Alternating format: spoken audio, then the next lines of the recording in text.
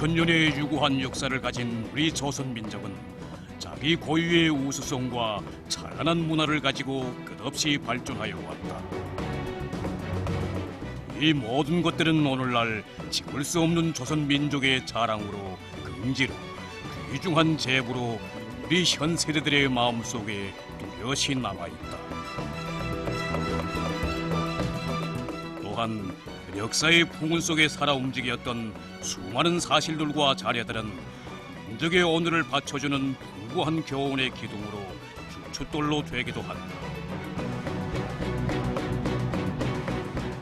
참다운 민족의 일원으로서 자기 세대의 값높은 정신문화적 재부를 창조하여 후세에 물려준 애국적 인물들은 또 그 얼마였던가.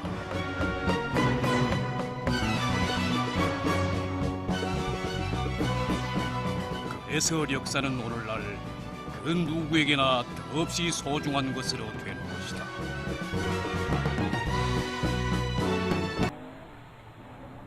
여기는 수도 평양의 중심부에 자리 잡고 있는 조선미술박물관이다. 박물관에는 이름 있는 옛 화가들이 남긴 수많은 미술 작품들이 시기별로 전시되어 있다. 생동한 그림으로 당대 역사의 단면들을 풍비한 이 미술 작품들은 국보적 가치를 가지고 있을 뿐 아니라 오늘날 이것을 찾는 사람들에게 나름대로의 감상 세계를 불러일으키고 있다. 이것이 신사임당의 대표적 그림 조선화 가지이다. 오보이 수령님께서 잘 그렸다고 높이 평가해 주신 이 그림을 통하여 우리는 여성 화가의 대담하고 섬세한 붓다름새와 회한 능력을 충분히 파악해 볼 수 있다. 또한 박물관을 찾는 수많은 외국인들은 이 그림을 통하여 조선 여성 특유의 단아한 멋과 부드러운 품새를 느껴본다. 신사임당을 당시 사람들은 시서와 삼줄이라고 불러왔다. 역사와 함께 오늘까지도 시소와 삼줄로 불리워온 신사임당. 그에 대해 알기 위해 우리는 역사를 거슬러 올라가게 된다.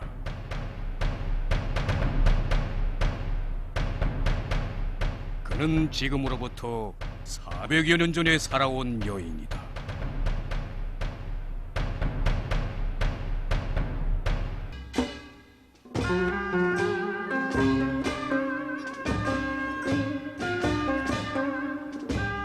(16세기만) 하여도 사대적인 화법들이 유행되다 나니 령 혹은 심산유곡의 신선 등 이상 야릇한 그림이 아니면 사군자라고 하는 매화, 란초, 국화, 대나무와 같은 그림들만 집중적으로 그렸다고 한다. 현실과 동떨어져 있는 이런 그림들은 우리나라 미술 발전에 커다란 장애를 주었다.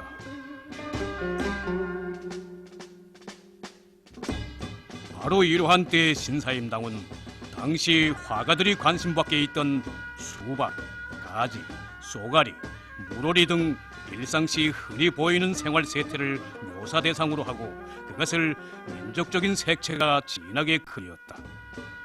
옛날 우리 선자들은 풀과 벌레를 그리는 것은 초충도, 꽃과 새를 그리는 것은 화조화, 물고기를 그리는 것은 어회도 등으로 그림들을 분류하여 왔다.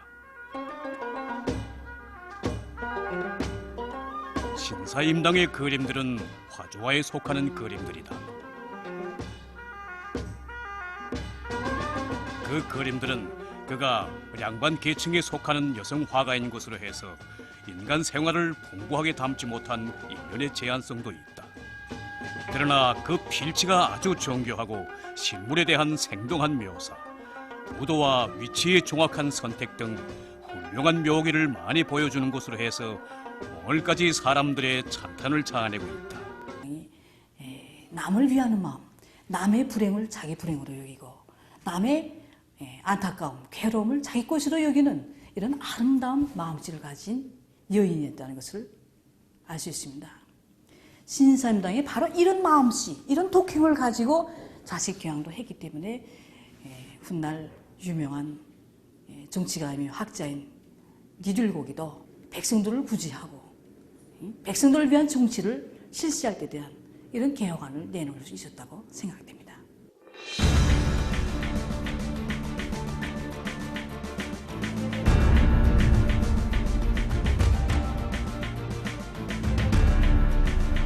어머니를 잃은 뒤 리율곡은 인차 벼슬길에 오르지 않았다.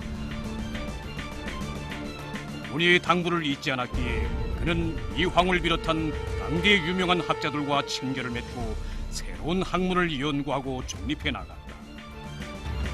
그 과정에 그는 기아와 빈궁으로 호덕이는 백성들의 비참한 처지를 목격하게 되었다. 때가 바로 봉건 정부의 가혹한 착취를 하여 임꺽정을 비롯한 농민 폭동군들이 여기저기에서 봉기를 일으키던 시기였다.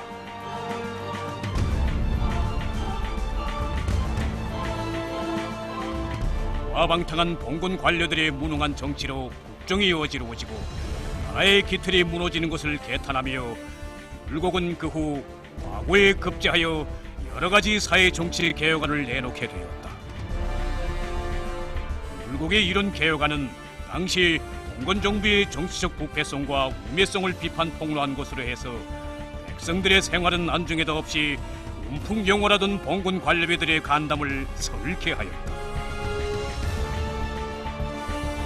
이 개혁안들은 양반 지배층의 이익을 옹호하려는 시대적 제한성은 있으나 당시 사회에서 일정하게 진보적인 정치 개혁안으로 후세까지 전해오고 있다.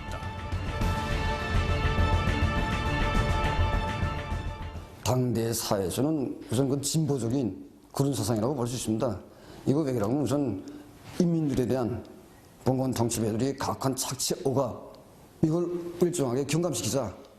각종 그 폐단들 이거 없애야 된다. 특히 그 노비들의 처지를 동정하면서 노비들의 처지를 개선해야 된다. 신분적인 등급제도 이걸 일정하게 없애야 된다. 이런 제기된 내용들 보게 되면 당시 인민들의 요구와 어느 정도 일치된다고 이렇게 볼 수 있습니다. 그러나 아무리 나라와 백성을 위한 개혁안이라 하여도 부패무능한 봉건 정부가 알아들을 리 없었다.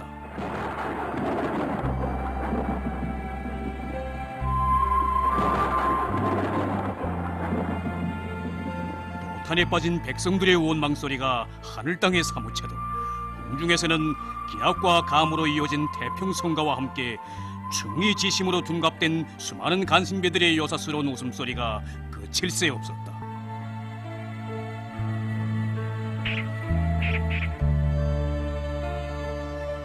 이런 광음이 울려 퍼지는 곳에서 리극 편민을 주장하는 율곡의 목소리가 들릴리 만무하였다.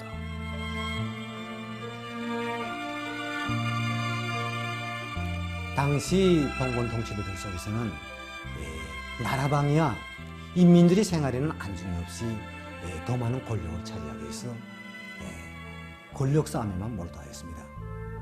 그것이 바로 1575년부터 시작된 동인파와 서인파 간의 싸움이었습니다. 리는 봉건 통치배들이 이러한 당파 싸움을 없애보려고 정말 무진해를 쓰기도 하였습니다. 이에 한멸을 느낀 리는 간직을 버리고 속당 구곡으로 내려갔습니다.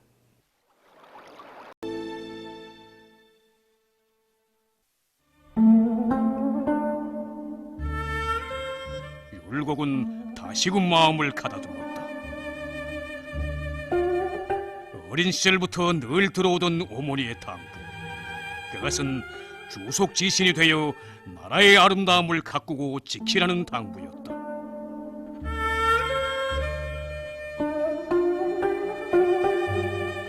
그리하여 율곡은 석담구곡에 내려온 지 2년째 되는 해 다시 조정에 들어가 호저판서, 형저판서, 병저판서, 리저판서의 벼슬을 지내었다. 그 기간에 그는 나라의 기틀을 바로 세우는 데 전심전력하였는데